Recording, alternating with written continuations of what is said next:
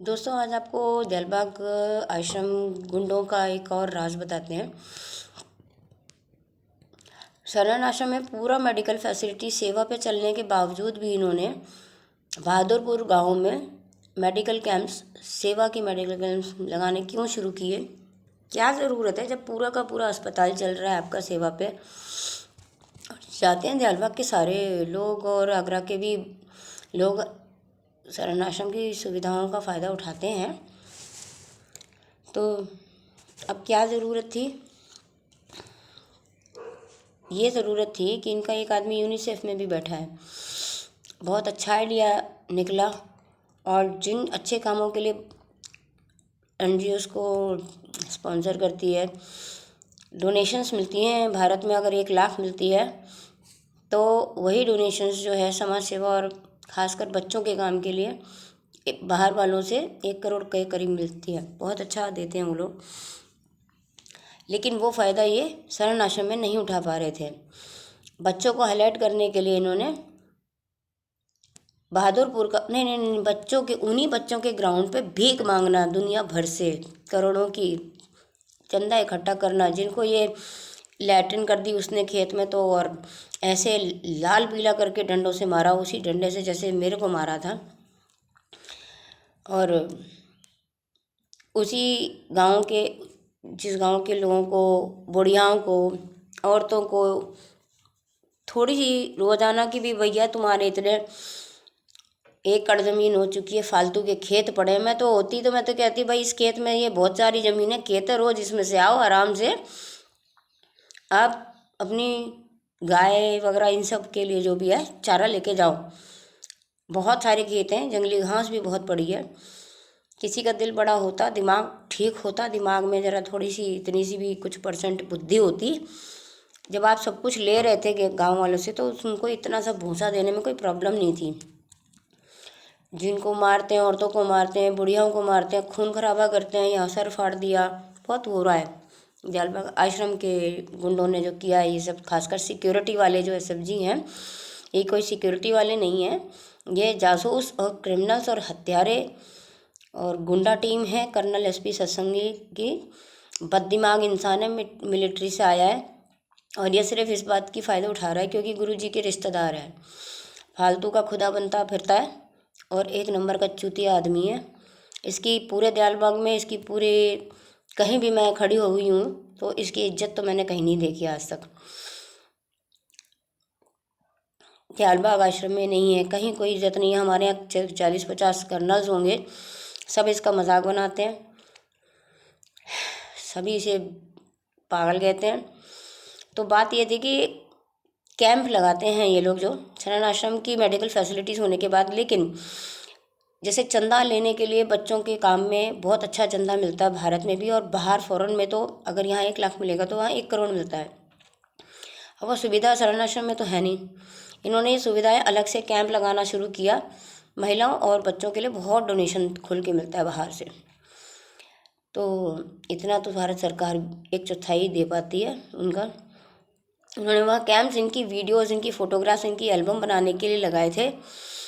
जिन बच्चों को ये मारते हैं, महिलाओं को, गांव वालों को सर फोड़ते हैं, खून खराब करते हैं, झूठे आरोप लगाते हैं, उन्हीं से ये करोड़ों का चंदा ठूस रहे हैं अपने पेट में।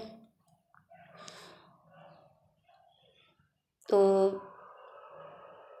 उनकी वीडियोज़, उनकी एल्बम्स वगैरह बनाकर, रिकॉर्ड बनाकर, फ़ोटोएँ बनाकर, और गंदे से गंदे, जैसे गंदे से गंदे मतलब स्वभाव के नहीं, हालात से, जैसे झुग्गी वाले हैं नहीं रख, वो बंजारे टाइप से उधर रहते हैं बहादुरपुर में, बच्चों की नाक बह रही है, कपड़े पूरे नहीं है, नंगे घूम रहे हैं, तो ऐसों की ही बड़ी बढ़िया सी वीडियो बना के सिंपैथी दुनिया की लेके करोड़ों की डोनेशंस।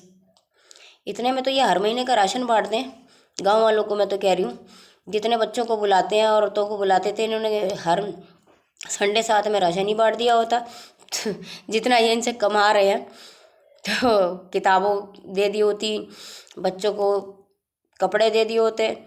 जब करोड़ों आप उनसे कमा रहे हो, कम से कम मारना तो छोड़ो, चलो कुछ मत दो, कम से कम मारना, पीटना, खून खराबा तो करना, ये तो औरतों को मारते। मैंने खुद अपने आंखों से सौरभ को और एक और साथ में कोई वॉलंटियर था, बकरियाँ बेचारी की छीन ली, उठा के फेंक दी गाड़ी में, डिक्की में भरा हुआ सामान बकरियाँ भी भर दी। और बुढ़िया रो रही है, बुढ़िया को मार रहे हैं, बताओ, कुमार सौरभ। हो बात करने की तमीज़ नहीं है यार औरतों से, सत्संगी है ये, कमाल है। मैंने तो खुद डांटा था इन्हें। तो ये राज है इनके कैंप का।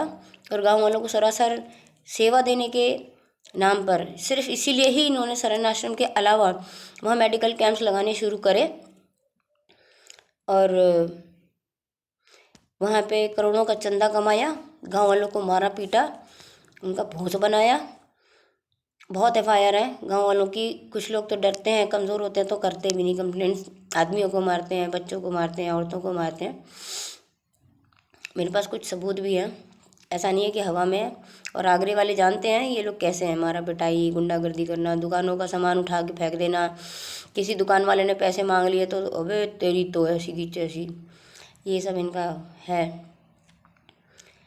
तो मुद्दा यह है कि वो जो मेडिकल कैंप लगता है वो गांव वालों को जो है, गांव वालों के बच्चों से कमाने के लिए एक बहुत बड़ा जरिया रहा है, इसलिए ये मेडिकल कैंप लगता है।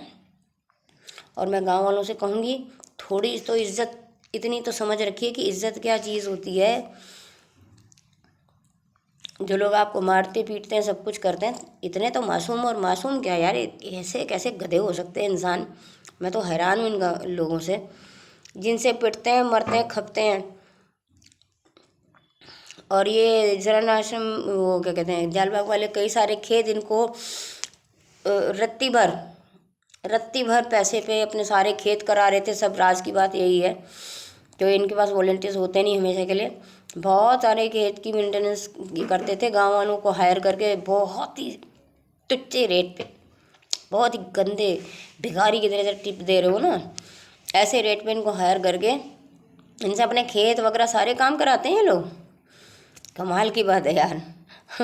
वो अन्नदाता हैं तुम्हारे एक तरह से, गांव वाले सारे, जो तुम्हें करोड़ों लाकर दे रहे हैं, तुम्हारे खेतों में सेवा करते हैं, और तुम बेवकूफ़ बनाते हो, टुच्चे रेट पे उनसे काम कराते हो। 1200, 1000, 1500, 2-2,500 पे सारी खेती कराना, बहुत सारे काम कराना। मतलब इंसान इतना मासूम कैसे हो सकता है, मुझे तो आज के दिन समझ में आता। गाँव वाले, हे भगवान।